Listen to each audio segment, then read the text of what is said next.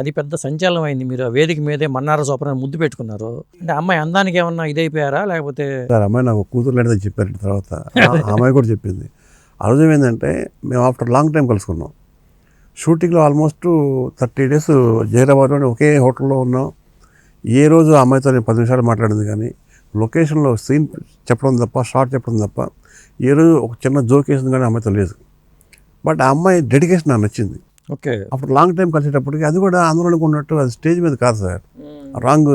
అది మొత్తం స్టేజ్ మీద ప్రోగ్రామ్ అయిపోయింది, అంతా వచ్చేసింది. ప్రసాద్ ల్యాబ్లో కిందకి దిగి ఆ లాన్ దగ్గర ఓకే అందరూ ఫోటో దిగుతున్నాను, నేను కూడా ఫోటో దిగున్నారు. ఇట్లా ఫోటో దిగుతున్నా ఆ అమ్మాయి బుక్ చూపించి ఇలా ఉంది. అప్పుడు నేను కిస్ చేశాను. ఇలా అనమంటే ముద్దు పెట్టుకోమనేమో. అదే కదా, అంతే కదా. మళ్ళీ అమ్మాయి అక్కడే థ్యాంక్స్ కూడా చెప్పింది కదండి, థ్యాంక్ యూ సార్ అని అది కూడా చెప్పింది. మళ్ళీ తర్వాత అడిగారా నేను ముద్దు పెట్టుకోవడం వల్ల ఏమైనా ఫీల్ అయ్యావా అని అడిగారా? అని అడిగానండి. అదంటే తప్పే ఉంది అన్నట్టు. ఇప్పుడు మనకు కొత్త ఏమో సార్, నార్త్ ఇండియాలో ఇది వెరీ కామన్.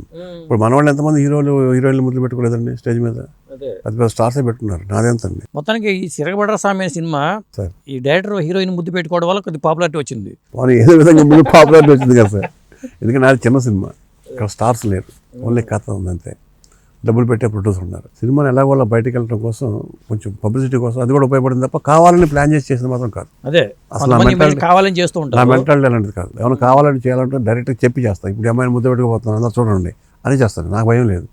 బట్ నేను అలా చేయలేదు. ఇప్పుడు ఈ సినిమా విషయానికి వచ్చే ముందు బాలయ్య బాబుతో మీరు వీరభద్ర చేశారు. అంతకుముందు మంచి హిట్లు ఉన్నాయి మీకు. బాలయ్య బాబుతో అవకాశం అనగానే ఓ రేంజ్లో మనం చూపించాలి. మరి ఎక్కడ అది బెడిసి కొట్టింది సార్? యాక్చువల్గా బాలకృష్ణ గారి టాపిక్ వచ్చింది కాబట్టి చెప్తాను. I'm hard core fan, die hard fan. దాంట్లో నో డౌట్ ఫ్యాన్స్ అందరికీ తెలుసండి. నేను మాది గుంటూరు జిల్లా నారాకోటూరు సార్. ఊరు మొత్తం ఐక్యతగా ఉండే ఊరు అది. ఇప్పుడు కూడా పవర్ఫుల్ ఊరు నారాకోటూరు. చుట్టుపక్కల అందరూ చెప్తారు. 365 days ఎన్టీఆర్ది బొమ్మ ఉంటుంది, 365 days బాలకృష్ణ గారి కటౌట్ ఉంటుంది. అలాంటి ఊళ్ళో చూసినాడు నేను. 7th క్లాస్లో నేను చూసింది మంగమ్మ గారు ఏమన్నాడు సార్. ఆ రోజు నుంచి ఆయనకు ఫ్యాన్ అయిపోయి ఆయన సినిమాలు చూసుకుంటూ పెరిగినవాడు. ఫస్ట్ షో చూడాల్సిందే. షర్ట్ చినిగిపోయిన, దెబ్బలు తగిలిన, ఆ ఎంత గొడవ జరిగిన ఆ సినిమా చూడాల్సిందే ఆయనది. అలా వచ్చిన వాడిని యజ్ఞం పెద్ద హిట్ తర్వాత ఫస్ట్ నేను తీసింది మనసుతో సార్. భవ్య ఆనంద్ ప్రసాద్ ఆయన నాకు దర్శకుడిగా బొట్టు పెట్టింది భవ్య ఆనంద్ ప్రసాద్ గారు. ఆ సినిమా ఆశించినంత కాదు, అట్టప్లాఫ్ అండి. 1 day ఆడింది అది. అంటే బుడిబుడి నడకలతో. బట్ మంచి ఎక్స్పీరియన్స్ వచ్చింది. ఎక్స్పీరియన్స్ ఎట్ అదర్ కాస్ట్, అంటే వాళ్ళ డబ్బులతో పాపం నాకు ఎక్స్పీరియన్స్ వచ్చింది.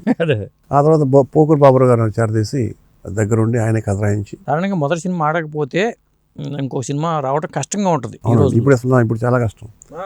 బట్ అప్పుడు ఏమైందంటే సార్, అక్కడ మనసుతో కంటే ముందు నేను వినయ్ డైరెక్షన్ చేద్దామని చెప్పి గురుగారికి చెప్పేసి ఆయన దగ్గర నుంచి బయటకు వచ్చేసాం.